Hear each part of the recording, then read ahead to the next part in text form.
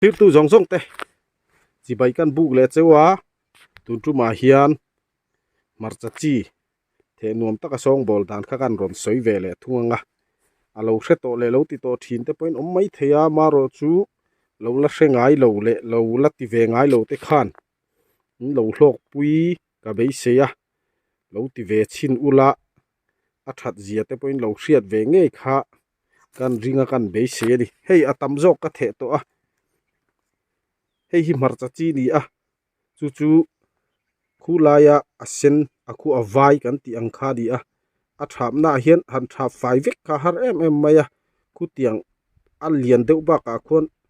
a dip no ya kha atam do kha kha marcha chi han the hian a leng thina mita te a lu du em maya a hre om ve em thina ni taksa te po mai te po sa ve hut hut du khop maya chu chu khumi vai leng theilo tur khorin ka song bol thina chu chu tianga song bol ani lo chuan khi thot lo hun te nga ngai thina ni khi thot lo hun na the te hi angai thina hei vo India hian April ni som ni pathum kumsang ni som ni le pali ni a hei ka the lai hian thi thok khop maya chu chu ka song bol chuan a vai hi aleng mi lo ni chumi ka ti hrin dan chu ti hian a chi a khan ten tui hi kan leya ti khan hei hi i kan choka a vai leng theilo tok tura nom chip che phianin ti hianin ka ti thina chu chu tui hi leina satlu tu ke ro chuanin a khon ve hluk theya khumi a chi leng dar thei si lo khan han the zonga dar thei si lo khan a om ve theya tui hi leina satlu tu lo tur ni khumi a vai leng theilo tok si khanin e ti hianin cho turani a chu chu tha em maya khi thot lo hun te kha nga hran ngai lo hei tu na po so chang el na te po a che lui so khi tho em maya atam jok ka the to thawani ti sonin chang el na te po che lui khi thot lai po in the mi the ni tu na ka ti dan ang hian lo song bol ve chin ula lo tingai lo te kan omani chuan soi tong khan mar cha chi the hi thil nuam hi ani mi lo maya se om ve em maya the lak lo lai a zuna chuangat phei chuanin kan tura van puya chim reng hi ni ring maya mita an lut boka meng tha thei manglo te hianin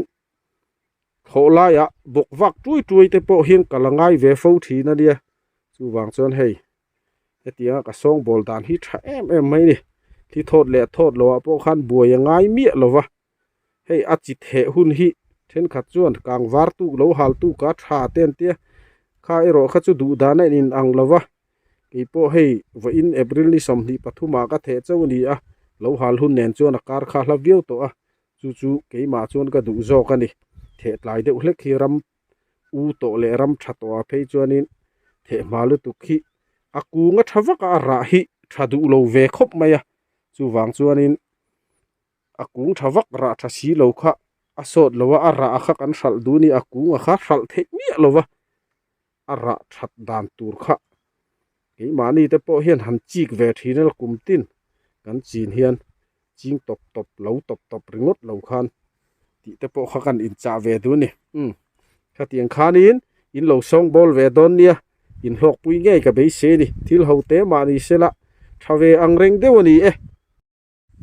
hei hi ka mar cha chi the na tur chu nia hei a oi ve de wa amaro chu mar cha chi hi zol mun thade wa hian o ya hianin atiak thadu tlat maya hei hi enge ni om zia ni te reng ni amak ve khop maya zola te chon ti du viau om hi nia amaro chu mun thade zol de ai chon o ya hen tiak du em in helam hi ka the to ani hei azau jok a mun zau jok lam hi ka the to a he lampang a hianin ni china chi ka siam kha kan the le don ani hei na tho hi anuama han dama han thrisel that ver hi chun than tla bor hian han thokila tuk thuan le zan ria han eile bia mai la taksa hi rang em mai ni he lai hian hela ma hin kan the lenga hei kang thave khop maya sen hun maya pathian zara a tha thei te ni chuan a tiak tha thei te ni chuan tha ve viau tura nga yang heng la hing kan the le don ani ki lai ki tham om na khan ya